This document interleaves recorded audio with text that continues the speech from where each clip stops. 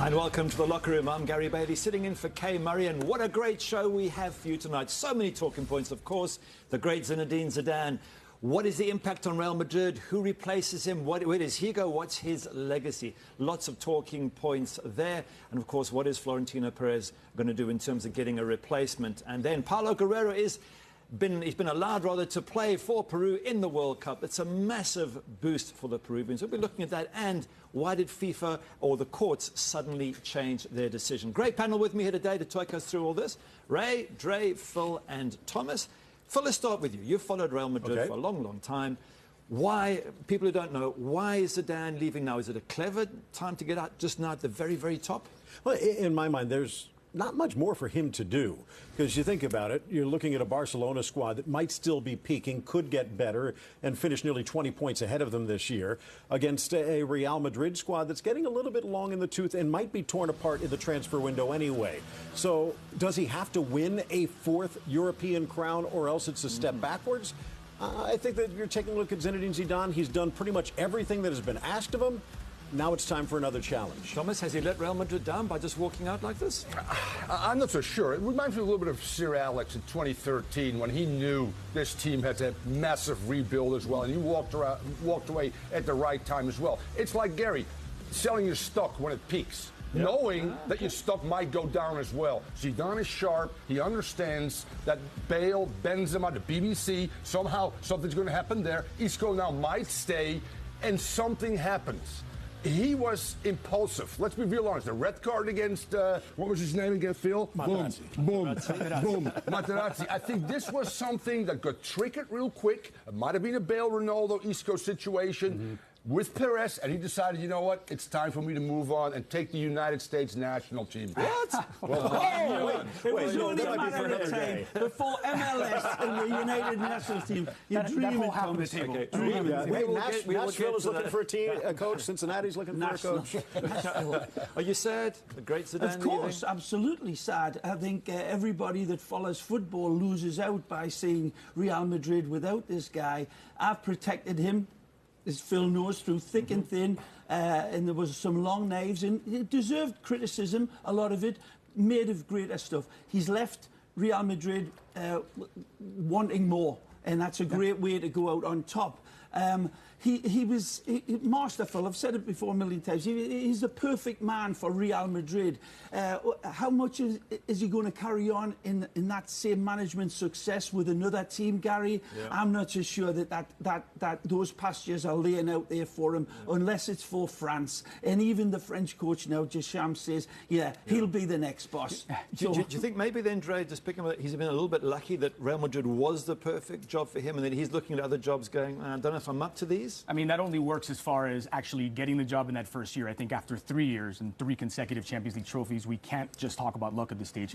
Has there been some luck along the way? Every single champion, every single team that has accomplished these big things has had the bounce of the ball break their way from time to time. I'm simultaneously in awe of Zinedine Zidane and disappointed by his departure. I'm in awe of him because he was such a unique player. There may never be another one like him. He was such a unique manager these last 3 seasons. There might not be ever another like him in the history of Real Madrid. And really, you have to go back to Vicente del Bosque for the last manager that walked out through what they call in Spain the big door. There almost isn't a door big enough for Zidane to walk out through after the season. And del Bosque won La Liga, by the way, that year. And the Champions League. Before that. What I'm disappointed by is Zidane has clearly looked around. There were the comments by Gareth Bale afterwards, the comments by Cristiano Ronaldo afterwards. Both seemed to imply that they would be on their way out. He saw that they finished 17 points behind Barcelona this season, as Phil mentioned, that they were knocked out of the Copa by Leganés, and that a major rebuild is coming. And he said, I'm good. I've won enough here. I'm good. He talked about Sir Alex. Sir Alex built and rebuilt teams. That, over a long, long time, Zidane has yet to prove he can rebuild the team, and I would have liked to have seen him step try. away in the same way. He took over a hell of a shipwreck, though, when he came in after Benitez. He sprayed that Rafa Benitez disinfectant spray all over the Santiago Bernabeu. And he readjusted Real Madrid and made them into the Spanish gun galleon, as I like to call them, that were absolutely unstoppable. He did the same thing as a player, Gary. I think it's worth pointing out. He walked away from the game under his terms. He said it. He says, it's not about the players. It's not about my president. It's not about my fans. He says the White House creates that expectation and we've lived up to it. But as a wonderful gesture, stepping away the way he has done for me, he's done it with typical Zinedine Zidane class. Yeah, absolutely. Yeah. And real quick, he took a huge gamble too.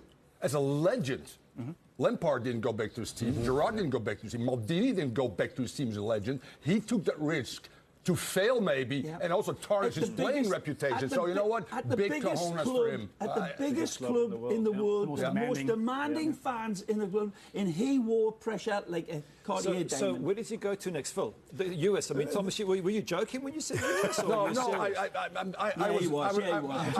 I'm looking after your son. Back away from the He's got a high soccer IQ, so that's a possibility. I think out of order. certain things for certain people, and he strikes me, I don't know him that well, as a guy that wants to take a gamble and stick his neck out, and also wants to do it his way, the way he did at Madrid.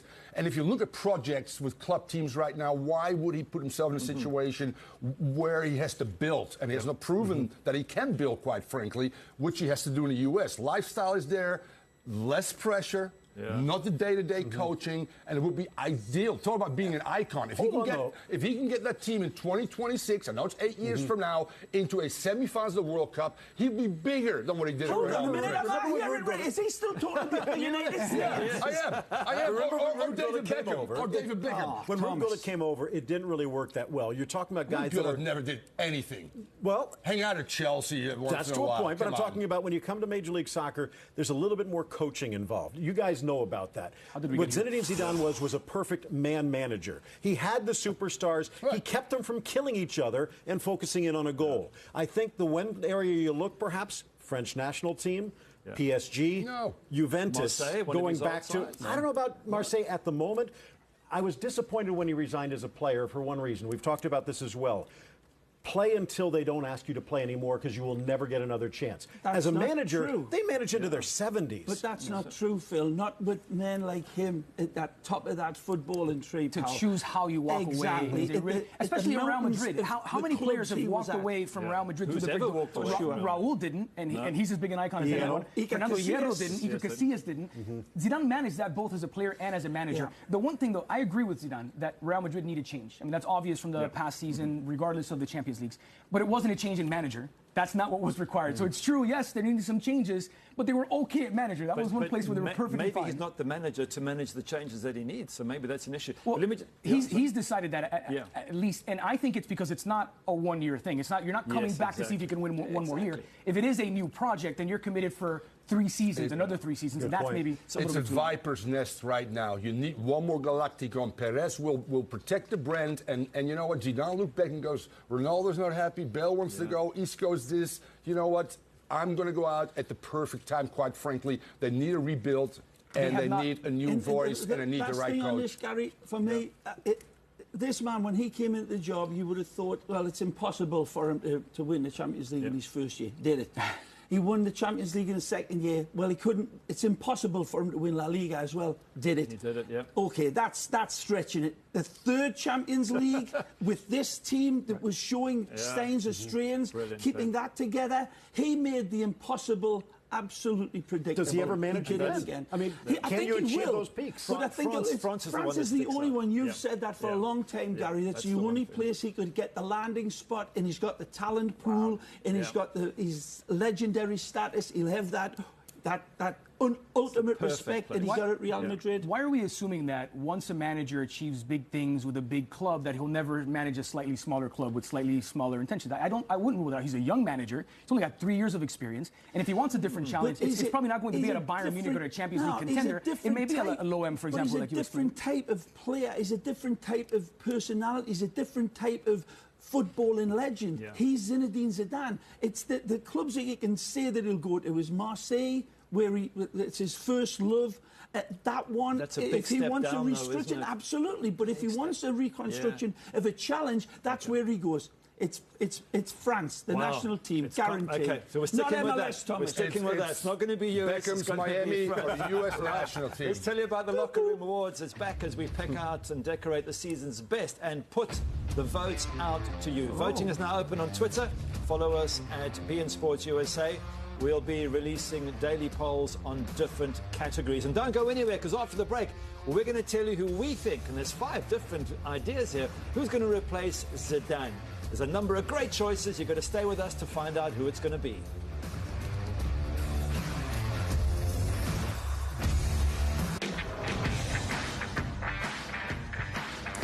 Welcome back. So now to the big question. Who replaces Zidane? I'm going to ask each of the guys here to be the agent for the person they think should be replacing Zidane. And you have to sell us on the concept. So, Ray, who is your man, and why do you think we should all agree for him to take over Real Madrid? It would be Argentina's Pochettino and Tottenham Hotspur's man. He's been a wonderful man at Newell's Old Boys as a player and, of course, with Espanyol. But his management skills have developed with each passing season. I don't think he leaves Spurs, but if he has the ambition that I think he has, this is the man that has it all. He's a great man manager, Gary. He encourages, he demands and encourages players on all the right aspects, whether the mental game, the physical game, the technical game. And I think overall, the manner of his attacking style, his style of football, and he did this with his teams that he's had in England, and he showed that he can advance a team and be very, very careful with it. I think it'd be a marvellous appointment. Is he a big enough name? By 18, you mean singular? 18 Tottenham? Yeah. Because I remember him at Espanyol, and it wasn't as special in La Liga. Exactly. I think in England he's really... And listen, I cannot let any cats out of the box here, but I've been told pretty well by good sources that I have that he is absolutely the man that they want. That's the one. Is he a big enough name? Real Madrid? You mean Pochettino? Yeah. Well, first, he signed a new deal. Secondly, there's a new big-time stadium coming. Thirdly, Levy is American. He's going to battle like no tomorrow, the owner of that team, to not let him go. And fourthly, if I don't know him Rock from a distance, he looks like a guy that might say, you know what, I owe something to this club with a new stadium and whatever. So I don't know if this is going to be he's happy. happening. He's happy at Spurs, absolutely. And what really has he won? With a modest budget, don't get me wrong, the playing style, believing in young players. But has he ever walked in the door, opened the door, and run into Ronaldo, Bale, and all these superstars? He's got the cut of the jib, just like Zidane had. Everything that Zidane has, I see in Pochettino in the manner in which he manages. Okay, Dre, who's your choice? And sell it to us. This is not who it will be, but this is who it should be. And it should be Mauricio Sarri. And there's a ton of downsides, but because I'm his agent, I'm supposed to tell you the good stuff before I give you the downsides. When you think about Real Madrid and Barcelona, there's always that sort of underlying mentality that Real Madrid are winners. They just constantly win year in, year out. And Barcelona play a really attractive brand of football. And I think Sarri would give Madrid a chance to turn that completely on its head while continuing to win trophies, also playing the best brand of football that we might see anywhere in Europe. Because Sarri did it at Empoli, and they played an attractive style, an effective style. Yeah, lovely Then he team. did it again at Napoli, and they played an attractive style. And with Even the fifth better. highest wage budget in all of Serie A, he had them competing for a Scudetto with the greatest Juve side that we've ever seen. Now you give that manager Real Madrid's resources, superstar players. You don't have to then, drive your guys to the ground like you did at Napoli and Empoli for so many seasons. I think they can be both incredibly successful and the most entertaining football side to Guys, watch. response? From my mind, I love Sarri. I wish he would have gone to Arsenal. I would think that there's a project, but the problem is the wrong project for him would be Real Madrid. As we mentioned before in the last with Zinedine Zidane, there are so many egos involved. And we're talking about a guy who does not suffer egos well. They're gone. He gets rid of them, finds someone else who's willing to buy in. I don't think that's going to be the situation. I could see him more like even at Barcelona as a tactic-oriented team than at Real Madrid, where it's just superstars on parade. One thing in his favor, it would just be the upside is really, really high. And the downside is, for Real Madrid, he's absolutely disposable. You're not bashing an old icon. You don't really need a reason to fire him. I mean, Zidane changes managers like we change socks, and Sarri would be an easily disposable and less expensive option to guys like Mauricio Pochettino. Okay, so let's go to Phil. Now that we've had Sarri, and we're not really sold on that one. Well, Sorry, you're not. Don't speak to the group, Gary. I'm going to agree with Andres for just a point in regards to a disposable manager, if you will. And that's someone that is available, no buyout clause needed, not that Florentino Perez is ever short of money, and someone that also has the pedigree. And while I've been banging on him for the last 6-7 years that maybe it was time to move on from Arsenal, I think Arsene Wenger's sliding in. Oh, that's rich. He's been saying Wenger out for how many seasons now? But now you slide him in, and I have a feeling that this is the ego that actually would be able to handle the likes of a Ronaldo and a Bale. He has that light touch, hasn't he? Absolutely. It's kind of a little Ancelotti, a little Zidane with the Zen magic and stuff, but he has so much more talent at his disposal at Real Madrid than he has had at the Emirates. He's just been chased out of Arsenal. Why would Real Madrid Florentino has been chasing him his entire career. Correct. Absolutely. And also, you're only talking maybe a year or two, and maybe by then Pochettino's proven himself. What do you reckon? We have questioned here, regardless if you like him. He's the romantic choice, obviously. He plays good football, but has the game passed him by? Yeah. The last 4 years, the odd decisions he's made with player acquisitions, in playing style, sticking to a plan that doesn't work anymore in the modern game, not making the adjustments in big games a little bit. I'm not so sure if they want to go on a limb with a disposable guy and fail fairly quickly. So I would not go that way. So tell me who you would go for. I would go. Listen, we promoted. I talked to Peru. We promoted Zidane. Oh, that is going to say So promoting Zidane was a masterstroke. And? Worked out. It was a gamble. So why not stay within the institution, which Barcelona, a lot of big clubs have done over the years. And Guti is a legendary Real Madrid player. 400 games. By the way, he's also an attacking midfielder like Zidane. And if you go to Real Madrid, you know what? The style is very important. The politics are the most. You walk into a viper's nest. Guti knows the culture. Guti knows defense. Guti knows the media. Guti can play, and Guti has proven over 4 years by winning quite a few trophies with the juvenile he's won A, more. I think they call it, which is one below, by the way, Zidane's B. Is it too big of a step? I would go that way, because if it ain't broke, don't fix it. Interesting. And he can win, focus on La Liga, the Copa, which Madrid hasn't really done well in the last 7 or 8 years. Local option. No one's mentioned Conte as well. There's another one. Quickly, because time's running out, I want to ask you, what happens to Bale and Ronaldo? Stay or go? Ronaldo stays, Bale goes. Ooh. That's what I would think. And he goes to where? Please say Man United. Are you going to break the bank to try to get him? Yeah. Absolutely. Well, we've also got a picture of Zidane just leaving. Yeah, he's leaving. I haven't seen it, so let's have a look what it is. It's him leaving the stadium and the area around the stadium. Oh, lovely. And, what was it, 9 trophies, 10? Yeah, how do you fit 9 trophies in that little box? Correct. Well, there are only a few big trophies. But Phil, looking at it again, he probably had to make a trek back. He's got some legacy. In 3 years, what he has done, it's phenomenal. No, and I know we were talking about this. This is the one point also. Does he need to manage again? I mean, they will be talking about what he's done over these 3 years forever. So in any way, if he goes somewhere else, you're still going to go down. Yeah, 10 trophies, Dre.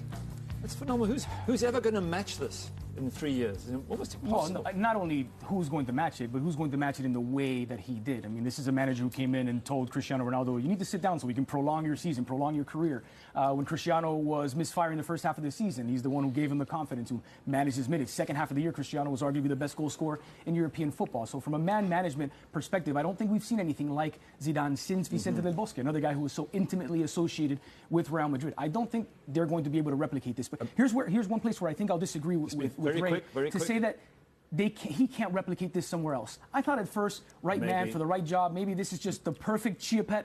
I'm not so sure anymore. Okay. Even his departure was so brilliantly calculated. I have faith. Got to cut you off. Great chat. I'm done now. Don't forget to watch the Extra Thanks, every Ray. single weekday, 7 p.m. there, 4 p.m. on the Pacific Coast. And don't forget, after the break, we mentioned Paulo Guerrero. He's been cleared to play for Peru in the World Cup. Find out how it happened and what a difference he will make to the Peruvian side. What a great player he is.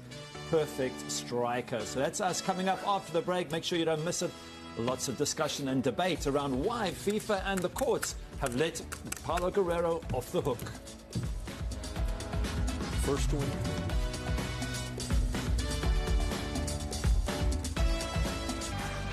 Yes, welcome back, and this is our international connection brought to you by Modelo Especial, and our focus today is on Paulo Guerrero.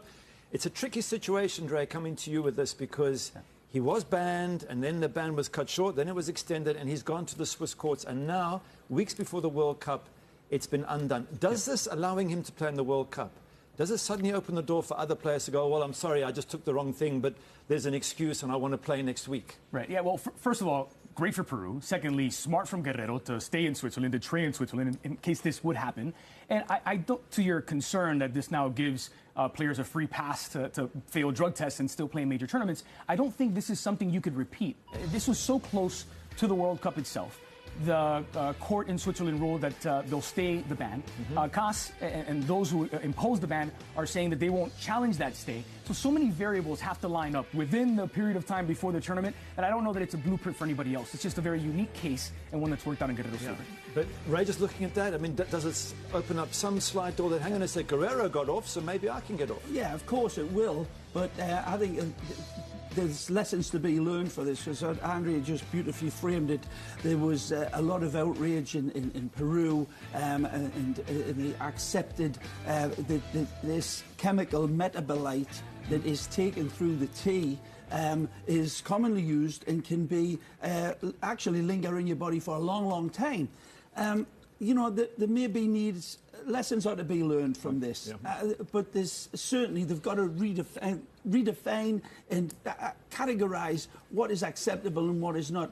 Even FIFPro came out in his support. All the teams that are opposing him in the World Cup came out and supported him. So there's a lot that has to be balanced here. Okay, so let's just leave that topic. He's now in the final, so looking at that, obviously a massive, massive boost for Peru.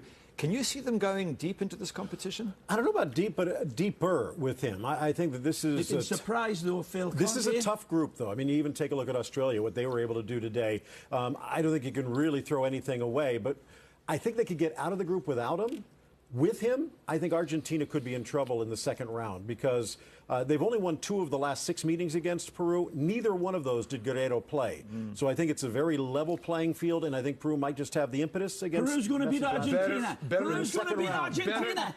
Better than Chile, 2 points behind Argentina, 1 point behind Colombia, and without him, by the way, 4 wins, 3 draws. So, you know what, Quave and Farfan are doing just fine without Guerrero. Now even better with him, perhaps. I'm not so sure about that. That's your international connection. Double second, you're right. Brought to you by Need a cup of tea. Special. That's it from us. Cheers. Thank you very much. It's been a great show. Mata. Give me some mata. Mata.